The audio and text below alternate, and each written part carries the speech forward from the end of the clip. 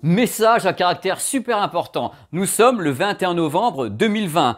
Donc, je vais essayer la PlayStation 5 avec les mises à jour les plus récentes au 21 novembre 2020. S'il se passe des trucs exceptionnels au 30 novembre, au 15 décembre, je referai une mise à jour pour vous dire ce qui aura pu changer par rapport à cette vidéo. Dans tous les cas, vous le savez ou vous ne le savez pas, quand je fais des tests, j'ai des tas de téléviseurs sous le coude. Je suis comme ça, comme gars. Des téléviseurs OLED, des téléviseurs LCD, j'ai du Panasonic, un peu de tout. Mais je me suis dit, gaming, haute vitesse, HDMI 2.1, bing! Je lui tape un peu sur la tête, il aime ça. Je vais faire venir le téléviseur OLED LG C10, dont vous avez la vidéo sur la chaîne, qui est à mon avis un des meilleurs téléviseurs pour être associé à la PlayStation 5, en concurrence avec le LG C9 qui est son grand frère. Donc du coup, comme tout est là, on va tout déballer et puis on va y aller, surtout. Une intro d'une rare insignifiance, comme toujours. Bonjour, bienvenue sur ma chaîne YouTube PP World. Je suis comme toujours, mais ravi de vous accueillir.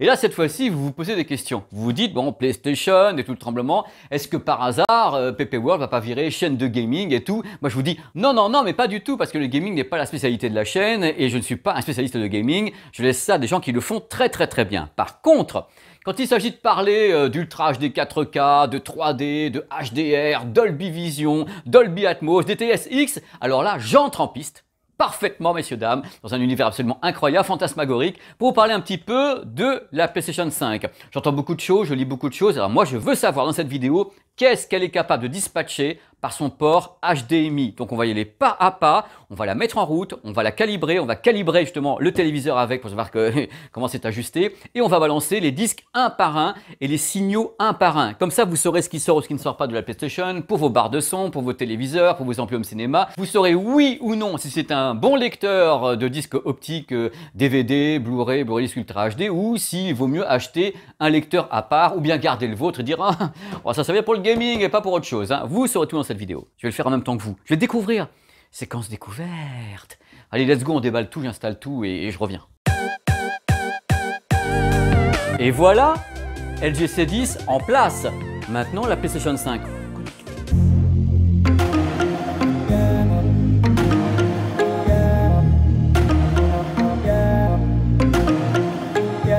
Je serai un menteur en vous disant qu'il n'y a pas d'émotion. Il y a une émotion, évidemment. Vous aimez bien le bruit du... Je sais que c'est désagréable ça en plus. Je suis vraiment un emmerdeur. Je pense que dans la profession, je suis le mec qui l'a déballé le plus en retard au monde. Mais je me suis dit, quitte à faire cette vidéo bien, autant essayer de la faire au moment où il y aura la mise à jour la plus récente. Donc je ne voulais pas me jeter sur la console et dire voilà, je vais le faire tout de suite sans les mises à jour. Je voulais vraiment attendre la dernière minute pour pouvoir avoir la console la plus mise à jour possible. Ça y est, l'ampli Yamaha s'est rentré en piste. Il est important cet ampli comme tous les amplis audio vidéo car il permet d'analyser ce qu'il reçoit via ses ports HDMI. Là par exemple, c'est Netflix. Alors Netflix c'est quoi? Dolby Digital Plus, le DD+. Le nombre de canaux c'est du 5.1. Donc 3, 2, 0.1. Le 0.1 c'est canal de grave. Échantillonnage 48 kHz. Et le nombre de voix avec lequel moi je retranscris tout ça en 5.2.4 parce que j'en mets partout parce que je suis comme ça comme gars. Je fais ce que je veux. Mais tout à l'heure, avec la PlayStation 5, on saura justement quel type de signal est envoyé. Et voilà, c'est parti. Les premiers tours de piste de la PS5, ici du moins, dans ce bureau, avec la LG C10. C'est pour ça que j'ai attendu, pour avoir la mise à jour la plus récente. Là, c'est presque 1 giga. Voilà, je fais au mieux, je fais cosy. Là. Vous voyez mieux l'écran, mais... vous me voyez moins, avec des couleurs pas possibles, mais c'est bien, c'est mieux de pas me voir. Voici un des menus les plus importants, à mon avis, mais un des plus flippants pour vous. Je vais vous expliquer pourquoi dans quelques instants. Quand vous connectez deux produits en HDMI, que se passe-t-il? Les deux produits se parlent. Ils se parlent entre eux, ils essayent de savoir tout simplement, l'émetteur essaye de savoir quelles sont les caractéristiques techniques maximales du récepteur. Donc, ce que fait la PlayStation, c'est qu'elle teste l'écran pour dire voilà, je suis connecté à quoi moi à propos pour savoir si je peux balancer la sauce ou pas. Et là bien sûr, j'ai de la chance, je suis un gros malin, j'ai fait relivrer exprès la LG C10 pour être le cador et pas passer pour un couillon. Donc du coup, regardez ce qui se passe. Là pour le moment, la PlayStation envoie le menu. Donc le menu est en Ultra HD, 60 images par seconde. Hop, UHD, 60 images par seconde. Actuellement, le format couleur, c'est du HDR en RVB. Il pourrait être en UV, on va parler tout à l'heure. HDCP, pas de problème. HDR, pris en charge. Donc on sait que le téléviseur est HDR déjà, donc il va pouvoir avoir des signaux HDR. On n'a pas encore marqué HDR 10+ ou Dolby Atmos. Les mecs sont malins déjà. Je suis mort. Alors après, il y a tout ce qui est disponible en HDR. C'est-à-dire qu'en HDR, tu peux monter où? Eh bien là, avec le C10, on peut monter en 24p, donc pour le cinéma, 25 Hz, 30 Hz, 50, 60, 120. Et le 120, évidemment, également jusqu'en UV 422. Le 422, c'est l'échantillonnage de la couleur. On en parlera dans d'autres vidéos, ça devient très compliqué. Les fréquences qui ne sont pas HDR, jusqu'où peut aller le produit tout simplement? Le téléviseur, même chose, peut aller jusqu'en 120 Hz. Donc le produit qu'on a actuellement, le C10, avec la PlayStation, peut faire du 120 images par seconde en HDR ou pas en HDR. Et voilà, tout est bon là. Tous les voyants sont dans le vert. J'ai de la chance. Mais ça se trouve, c'est pas toujours comme ça. Donc le premier test est concluant, mais je le savais à l'avance. J'insiste sur ce point parce qu'actuellement, il y a beaucoup de surprises. Il y a beaucoup de gens qui branchent pour la première fois leur console à leur téléviseur en pensant peut-être, suspense, que leur téléviseur est capable de faire tout ce qu'ils veulent, d'ailleurs du HDR, 120 images par seconde et tout le tremblement. Et ils s'aperçoivent que dans les checks, eh bien, surprise. Parce qu'en effet, la plupart des gens n'ont pas l'occasion de tester le téléviseur pour savoir si les 120 images par seconde, HDR en 120 images par seconde, c'est ce type de test qui permet de savoir jusqu'où va votre téléviseur dans sa mise à jour actuelle. Il y a quand même un truc important, c'est qu'il y a des mises à jour également sur le C10, le C9 et sur la PlayStation. Les choses évoluent, on en reparlera dans une autre vidéo. Sachez que si vous avez quelques problèmes, on peut régler en manuel également. Il y a la version automatique, mais en manuel, vous pouvez aller vers 720p, 1080i, 1080p, 2080p. Si jamais un truc fonctionne pas ou n'est pas reconnu, le HDR est automatique. On peut le régler manuellement. Et pour le régler manuellement, on a un petit menu à l'écran qui est ici. Et on vous demande de faire disparaître cette partie-là. C'est-à-dire zone claire, zone sombre. On fait disparaître, plus clair, plus sombre, jusqu'à ce qu'il n'y ait plus rien. Voilà. Hop! Là, normalement, vous avez un HDR qui est réglé. Selon la console. Ça se trouve, le téléviseur va me dire, mais Pépé, c'est moi qui règle, c'est pas elle. C'est possible, ça. C'est possible. Je me marre. Voilà, même chose, même combat. Actuellement, on peut dire que la PlayStation considère que mon téléviseur est bon. Il est bien réglé pour le HDR. Voilà, il l'a fait. Bien sûr, libre à vous après de revenir dans le menu du téléviseur et dire voilà ce que tu m'as fait, Madame PlayStation, qui est donc ici tout en bas, ça va pas du tout. Bon, maintenant, c'est le Yamaha 3090 qui va rentrer en piste puisque j'ai connecté la PlayStation à un ampli. Alors ici, vous pouvez choisir ce que vous voulez, soit une barre de son, soit la télé, soit l'ampli. Quand on est connecté à un ampli ou à n'importe quoi, la PlayStation va chercher à savoir ce dont est capable l'ampli. Donc 5.1 canaux, 2 canaux dans le cas c'est de la stéréo, voilà. Moi c'est 7.1, tout va bien. On peut bien sûr aller vers des écouteurs ou bien activer l'audio 3D, donc Tempest Audio, qu'on verra dans une autre vidéo. Je ne peux pas tout mélanger en même temps, sinon ça va vous perdre et moi aussi. Donc on fera donc une vidéo avec Tempest Audio, donc le casque et tout. On prendra le temps de faire ça bien avec un jeu qui le fait bien. Comme ça, on ne dira pas de bêtises. Là arrive maintenant le vase de Soissons. La PlayStation va vous demander qu'est-ce que vous voulez comme type de signal audio. PCM linéaire, Bitstream. Ah, attention, attention, attention les loulous. Première fois que je vois marqué Dolby quand même, hein, parce que tout à l'heure, ils ne savaient pas trop ce que ça voulait dire. Voilà, on va tout à l'heure voir ce que ça signifie, parce que je peux vous dire qu'il y a un trick quand même pour avoir peut-être, je dis bien peut-être, du Dolby Atmos ou du DTS:X. De toute façon, l'ampli Yamaha nous dira ce qu'il reçoit ou pas. Mais avant toute chose, je vais faire l'essai qui tue. Je vais balancer un DVD, un Blu-ray Full HD, un Blu-ray 3D et un Blu-ray 4K pour savoir lequel ne passerait pas par hasard. Je pense qu'on va passer des bons moments, surtout que j'ai les disques de démo Dolby et tout, j'ai tout fait. Alors pour la 3D tout à l'heure en Blu-ray, j'ai carrément le Hobbit en 3D, lecture DVD, ok. Là c'est un DVD, je connais la qualité du DVD, elle n'est pas si mauvaise que ça. J'ai demandé à la PlayStation 5 de faire l'upscale. Ce n'est pas le téléviseur qui fait l'upscale, c'est elle qui directement envoie le signal Ultra HD mis en Ultra HD 4K. C'est un résultat correct, hein. C'est un résultat dans les normes, correct. Il n'y a pas d'aliasing, il n'y a pas de truc comme ça. On conserve la granularité du film. J'ai déverrouillé sur le LG C10 tous les circuits de correction et tout le tremblement. Là, il est neutre. Donc c'est exactement ce qu'il reçoit de la PlayStation et c'est tout à fait correct. Maintenant, comme je suis quelqu'un de vicieux et orange en plus, je vais mettre un Blu-ray 3D pour savoir s'il est lisible. Suspense, play! Eh bien non, vous ne pourrez pas lire de Blu-ray 3D avec la PlayStation 5. Donc si vous avez des Blu-ray 3D, il faut garder votre lecteur de Blu-ray 3D. Attention, je suis quelqu'un de très joueur. Blu-ray disque Ultra HD, 60 images par seconde, HDR10, et Dolby Vision. On va voir ce qui va se passer maintenant. HDR affiché. La lecture est possible en 60 images par seconde par Blu-ray Disc Ultra HD 4K. Il y a le logo HDR qui s'est affiché, mais pas Dolby Vision. Pour avoir d'autres avis électroniques, j'ai également le GZ2000 de Panasonic, l'OLED, qui est ici. J'en ai plusieurs, comme ça, je sais les choses. Je vais être sûr de mon coup, enfin sûr de ce que j'ai au 21 novembre. Hop, hop, hop, hop, hop, hop, hop. On arrive à un point extrêmement important de cette vidéo, pendant lequel je vais vous expliquer comment obtenir justement du Dolby True HD, du Dolby Atmos, du DTS HD Master Audio, du DTS X au travers de la PlayStation. Là, vous avez le Blu-ray disque de Alien qui est Ultra HD. Pour savoir d'abord ce qu'il y a sur un disque, on appuie ici sur la PlayStation, ce bouton-là, là, bing, on appuie et la PlayStation nous dit ce qu'il y a sur le disque. C'est-à-dire qu'en effet, va apparaître DTS HD Master Audio. C'est ce qu'il y a sur le disque en multicanal. Donc voilà, 5.1 ou 7.1 et 48 kHz. Ça ne veut pas dire que vous récupérez ça. Il y a un autre trick. Ici est apparu menu contextuel, panneau de configuration et ça, ce point, important ce point, on appuie dessus. On a sous-titres, audio, guide, touche. C'est-à-dire que là maintenant, on n'est pas dans le menu de la PlayStation, on est dans le menu du lecteur de la PlayStation. Là, on descend. Regardez, hop, audio, si vous voulez changer, anglais ou autre. Attention, ça devient touchy.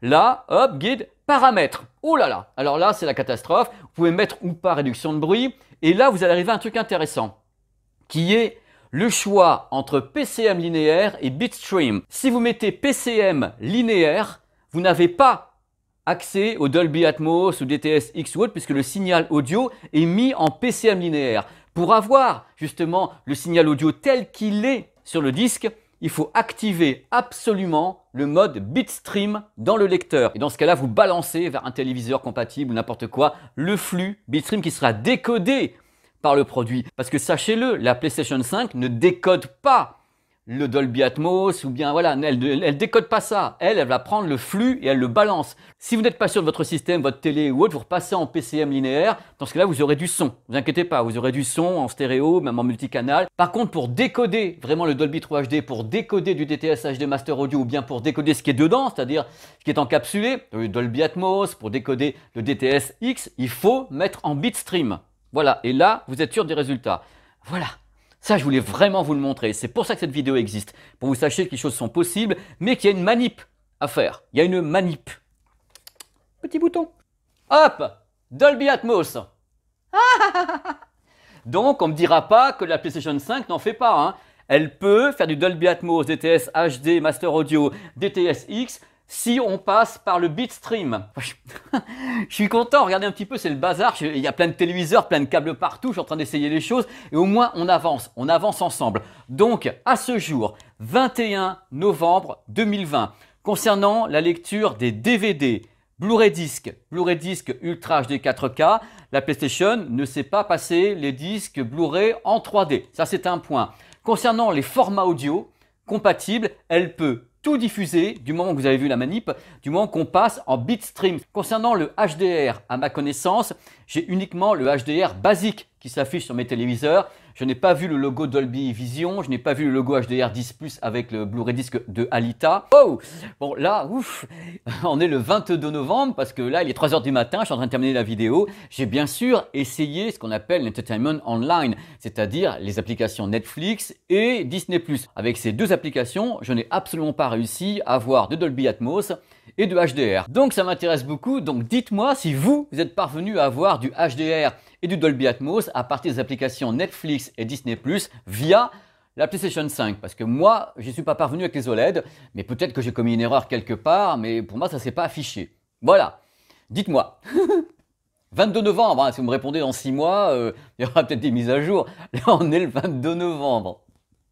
Vous me connaissez, vous savez que je suis un gamin au milieu de tout ça et je suis surtout un amoureux du Blu-ray disc. Là actuellement, voilà, j'ai l'Oppo 203, j'ai plein de matos, je m'amuse beaucoup avec ça. Et vous avez le droit de me poser la question en vous disant, mais est-ce que le lecteur de Blu-ray disc, enfin le lecteur optique de la PlayStation 5 est aussi bon qu'un Oppo ou votre Sony, votre Panasonic? Je tenais d'abord à vous dire un truc très important, c'est que les lecteurs ont plus de paramètres de réglage que la PlayStation. Elle va droit au but, elle va pas s'amuser à vous faire régler le RVB, le machin, la position des sous-titres. Non, elle est là pour lire, elle a un petit réducteur de bruit, si vous voulez, vous pouvez l'activer ou pas, je ne vous conseille pas d'ailleurs, mais elle va pas super loin, tandis que là, vous avez une somme de réglage qui permet d'aller très loin pour vos OLED, pour vos vidéoprojecteurs, pour tout ce que vous voulez vous amuser, manipuler l'image. Secondo, il y a un truc important dont il faut prendre conscience, c'est qu'il y a différents types de résultats suivant les disques que l'on met dans des lecteurs. Il est évident que les lecteurs, quand ils ont des disques Ultra HD 4K, il n'y a pas d'upscale, il n'y a rien du tout, il n'y a pas de gros travail à faire. Ils vont balancer l'image, elle est déjà Ultra HD 4K, elle est nickel. Là, la PlayStation 5, avec un disque Ultra HD 4K, fonctionne très très bien. Le Oppo aussi. Le Oppo va aller plus loin, il va y avoir un peu plus de détails, on peut gérer, on sent que la colorimétrie est mieux calée parce que c'est un produit à 900 €. Mais globalement, en Ultra HD, la PlayStation 5 a une image absolument nickel, il n'y a pas de problème là-dessus. Ne pensez pas que voilà, le lecteur est très très très bon, hein. Sony maîtrise ça, c'est pas une nouveauté. La différence est toujours la qualité de l'upscale. Je rappelle ce qu'est l'upscale, c'est quand justement la source n'est pas Ultra HD. Donc c'est les DVD qui sont upscalés pour qu'on puisse sortir en Full HD ou bien en Ultra HD. C'est également les Blu-ray disques Full HD qui sont upscalés dans le cas d'un téléviseur Ultra HD. Dans ce cas-là, en général, les lecteurs sont meilleurs parce que les upscales sont très performants. Là, tout à l'heure, vous avez vu sur le DVD, l'upscale était quand même pas mauvais. Lui, il fera mieux, mais il coûte 800 €. Et l'upscale des Blu-ray disques Full HD vers l'Ultra HD, c'est quand même très très très bon. Donc, je peux vous le dire les yeux dans les yeux parce que c'est quand même une semaine que je suis avec, le lecteur de Blu-ray disque, le lecteur de DVD est très bon. Mais n'attendez pas toujours toutes les performances et tous les réglages des lecteurs de salon à 500, 600, 700, 800 €. C'est pas tout à fait le même traitement vidéo, c'est pas les mêmes réglages, ça fonctionne pas de la même façon. Et l'avantage bien sûr de tous ces lecteurs de Blu-ray disque, c'est que vous n'avez pas toutes les facéties des sous-menus et autres pour balancer du Dolby Atmos, Dolby Vision et autres. Ils sont compatibles tout ça, la plupart sont maintenant compatibles HDR10, HDR10+, Dolby Vision, Dolby Atmos, DTS HD, il y a tout dedans, sans qu'on ait une manipulation absolument incroyable dans tes petits menus pour sortir le flux binaire parce que Sony voulait pas signer la licence avec Dolby pour mettre les décodeurs dedans. Je sais pas, je veux pas le savoir, je veux même plus le savoir. Mais attention, si ça se trouve, dans 3 semaines, 1 mois, 2 ans, j'en sais rien du tout, ils balanceront une mise à jour Dolby Vision HDR10+, j'en sais rien du tout. Et également, peut-être la gestion de Dolby Atmos à l'intérieur, je n'en sais rien. Dans tous les cas, je sais une chose, c'est que ça me fait un bien fou d'avoir réussi à faire cette vidéo. Elle me trottait dans la tête depuis une semaine. Je ne savais pas comment m'y prendre, je ne savais pas quels outils utiliser, je ne savais pas comment vous montrer les choses. J'ai fait tous les essais en amont, c'est pour ça que j'ai fait venir 2 téléviseurs. Le Panasonic qui gère vachement bien le Dolby Atmos, qui l'affiche à l'écran. Il y a l'ampli qui est là, qui était en sécurité également pour me donner les caractéristiques du signal audio. Et je tenais vraiment à avoir le LG C10 pour avoir les caractéristiques maximales d'un téléviseur associé à la PlayStation 5, qu'on puisse voir dans le menu comme ça, 120 fps, en HDR et tout, parce que lui, il sait tout faire. Donc, dans le menu, c'est plus facile pour vous de voir le maximum qu'on peut obtenir de cette console PlayStation 5. Voilà, c'est un test qui est différent, je pense, des autres, même si j'ai pas le temps de regarder les autres, parce que je pense que tous mes potes et tous les confrères ont fait des tests gaming. On dit, ah, regardez comment on joue bien. Bah, moi, il n'y a pas un jeu dedans. Je vous ai mis d'autres choses. On s'est amusé différemment et au moins, vous savez ce que vaut ou ce que ne vaut pas le lecteur de Blu-ray disque et l'électronique qui va avec et les choix de Sony. Voilà, c'était ça qui était important, savoir ce qu'ils avaient choisi et les facéties pour y arriver. J'espère que ça vous a plu. Il y aura d'autres vidéos qui viennent, très importantes. Il y aura bien sûr quelque chose sur la Xbox, mais c'était plus simple la Xbox parce qu'il y a des trucs qui avaient été annoncés avec Dolby, donc c'était moins compliqué que la PlayStation 5 où il y avait une notion de suspense. Il y aura quelque chose sur l'audio Tempest 3D avec le casque, ainsi que la PlayStation. Je prépare également une vidéo extraordinaire, messieurs, dames, sur tous les bugs liés à ces consoles et aux téléviseurs. Parce qu'il y en a en rafale. Je vais essayer d'expliquer ce qui a pu se passer pour qu'on en soit là au niveau des bugs, des choses qui étaient prévues par les constructeurs et quand on met en route, c'était pas prévu. J'ai été ravi d'être là dans mon univers. Vous voyez, des couleurs partout, des téléviseurs, des éclairages. Je peux pas être plus heureux. Et avec mes mères qui m'a enfin livré ses secrets. Ça n'a pas été facile, mais je l'ai poussé un peu à bout dans ces petits menus, sous-menus, machin truc, parce qu'elle avait beaucoup de secrets pour moi quand même. Sur la partie DVD Blu-ray, encore une fois, le gaming, je laisse ça à des gens qui le font très très bien et 1 milliard de fois mieux que moi. Voilà, n'allons pas où il ne faut pas aller de mon côté, si c'est pour se faire foutre de sa gueule, c'est pas la peine. Allez, je vous fais des bisous, j'arrête là. Je suis fatigué, attendez, je suis fatigué. Passez un bon dimanche, une bonne semaine, amusez-vous et merci d'avoir regardé. Je suis vraiment ravi d'être à vos côtés, vraiment. Allez, bisous. Le téléviseur revient de chez certains confrères Donc, il faut que je nettoie, quoi. Le mec, l'odieux et son orchestre. Ah mais non, mais les mecs, non, c'est pas possible, quoi. Il y a leurs traces de doigts. Si je fais une analyse d'empreinte digitale, je sais d'où il revient. Du stream, du jeuxvideo.com. Je le sais en plus. C'est JK qu'il avait avant. Il m'a mis un petit mot d'amour dans le carton parce qu'il m'a dit qu'il avait mis des Easter eggs dedans dans les menus. Il a des trucs que je dois trouver et c'est des trucs qui me feront gagner justement des jeux. Il me les a placés. Ce sont des chiffons antistatiques. Donc normalement, si on fait bien attention, on devrait avoir un petit peu moins de poussière. Mais de toute façon, la poussière, il y en aura toujours. Hein, donc on n'y peut rien, les meubles, le machin. Voilà. J'en profite parce que bon, chaque fois que je mets un autre téléviseur ici, il y en a plusieurs. Je renettoie tout à chaque fois parce que c'est mieux. On l'a fait comme à la maison. Je suis avec vous. Je fais semblant de la découvrir parce que c'est mieux, parce que je la connais déjà. Mais je vais pas faire le mec qui sait tout parce qu'autrement c'est nul de faire ça. Je dois faire ça en même temps que vous et participer avec vous par empathie. Je dois reconnaître un truc de folie, c'est que j'ai vraiment du retard sur les vidéos. J'ai vraiment pris du retard sur tout parce que je veux pas la jouer superstar, mais entre les médias où je travaille beaucoup actuellement, qui me demandent beaucoup de travail, les sorties, Apple, machin, trucs de tous les côtés, les consoles, eh bien c'est un peu compliqué pour moi d'arriver à vous satisfaire. Je fais au mieux, mais je reconnais que c'est extrêmement compliqué de ne pas être en retard, donc je le suis. Je tiens à dire un truc également pour les gens qui me diraient « Oui, tu fais de la PlayStation et pas la Xbox Series X ». C'est tout simplement parce qu'avec Xbox, c'était un peu plus clair ce qu'allait se passer au niveau de la lecture, des compatibilités. Il y a eu des mails de la part de Dolby qui ont dit voilà, on va s'associer et tout. Là, Sony sort son truc un petit peu on ne sait pas ce qu'il va y avoir dedans. Il y a le côté audio 3D avec Tempest qui sera la prochaine vidéo sur la PlayStation puisque j'ai reçu le casque mais je ne peux pas tout faire en même temps. Bref, le truc c'est qu'il y a un peu plus de suspense sur la PlayStation. Donc je voulais vraiment attaquer avec elle concernant les compatibilités parce que c'était moins clair de la part de Sony. Sony a joué vraiment le côté on va pas vous dire qu'est-ce qui va se passer. Techniquement, ça m'a presque un peu énervé. C'est-à-dire d'un côté, Xbox disait des choses, tandis que eux, oui, peut-être. Alors, Dolby, on sait pas. Machin. Oh, les gars, si vous voulez déjà la vendre, informez un peu les gens de ce qu'ils vont pouvoir avoir avec le modèle physique. C'est plutôt cool de dire aux gens ce qu'ils peuvent faire ou pas. Voilà, c'est ce que je pense. Vous savez que je gueule tout le temps, de toute façon. Bon, allez, on va la connecter.